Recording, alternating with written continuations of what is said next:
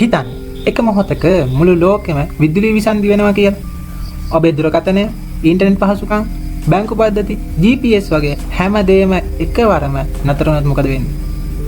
මේක හුදෙක්ම විද්‍යා ප්‍රබන්ධයක් නන්නේ.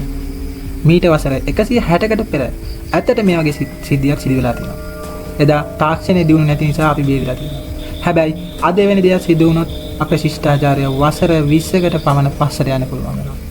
අද අපි කතා කරන්න යන්නේ ඉතිහාසයේ වාර්තා වූ අద్භූතම සහ බලවත්ම සූර්ය කුණාටුව වන කැරින්ටන් සිදුවීම ගැන තමයි අද කතා කරන්න යන්නේ. අවසානය වෙනකම්ම එකතු වෙන්න මේ වීඩියෝ සමග. රිචඩ් කැරින්ටන්ගේ නිරීක්ෂණය වර්ෂ 1859 සැප්තැම්බර් 5 වෙනිදා බ්‍රිතාන්‍ය ජාතික තාරකා විද්‍යාඥ රිචඩ් කැරින්ටන් තමන්ගේ පෞද්ගලික නිරීක්ෂණාගාරයේ ඉඳන් සූර්ය ලප පිළිබඳ පරීක්ෂණ කරමින් හිටියා. උදෑසන 11:20ට පමණ ඔහු සූර්යයා මත පිට අමුතු දෙයක් දැක්කා. මොකද්ද? සූර්යයා මත තත්පර කිහිපයකට ඉතාමත් දීප්තිමත් සුදු ආලෝක ධාරා දෙකක් මතුවලා තියෙනවා. මෙය කලින් කිසිම විද්‍යාඥයෙක් දැකලා තිබුණේ නැහැ. ඔහු දුටුවේ ඉතිහාසයේ ප්‍රබලම සූර්ය ගිනි දැල් වලින් එකක්. පෘථිවියට එල්ල වූ ප්‍රහාරය. සාමාන්‍යයෙන් සූර්යයාගෙන් නිකුත් වන මෙවැනි ශක්ති ධාරා පෘථිවියට එන්න දින 3-4ක් අතර කාලයක් යනවා. හැබැයි මේ කුණාටුව කෙතරම් වේගවත්ද කියනවනම් පැය 18කටත් අඩු කාලයක් තමයි පෘථිවියට ළඟා වෙන්න ගත වෙලා තිබ්බේ. සැප්තැම්බර් 2 වෙනිදා ආන්දර වෙද්දී ලෝකේ පුරාම අමුතු දේවල් එන්න පටන් අරගත්තා.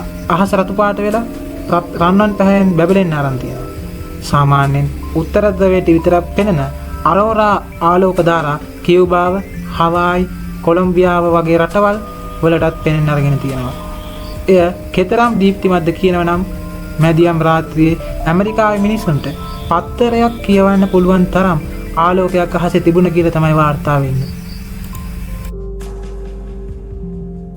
ටෙලිග්‍රාෆ් පද්ධතියට සිදු වූ හානිය. 1859 වෙද්දී ලෝකයේ තිබුණු එකම දියුණු තාක්ෂණය තමයි ටෙලිග්‍රාෆ් කියලා කියන්නේ.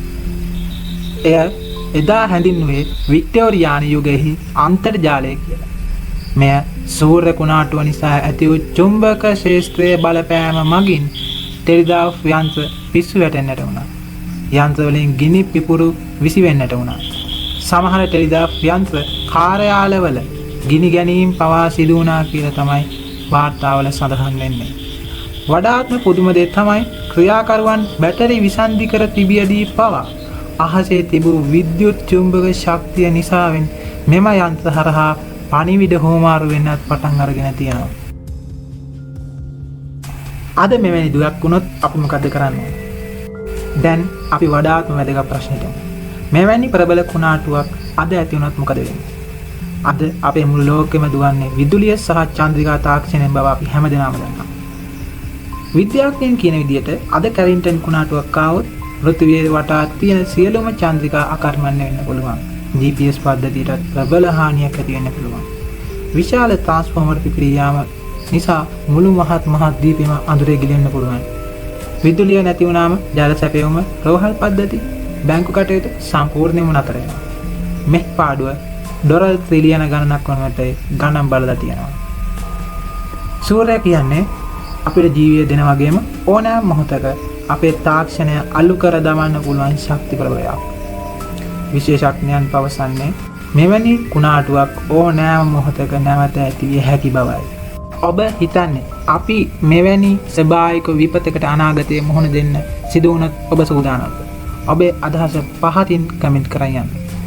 මේ වීඩියෝ අවසාන දක්වා රැඳී සිටියාට බොහොම ස්තුතියි.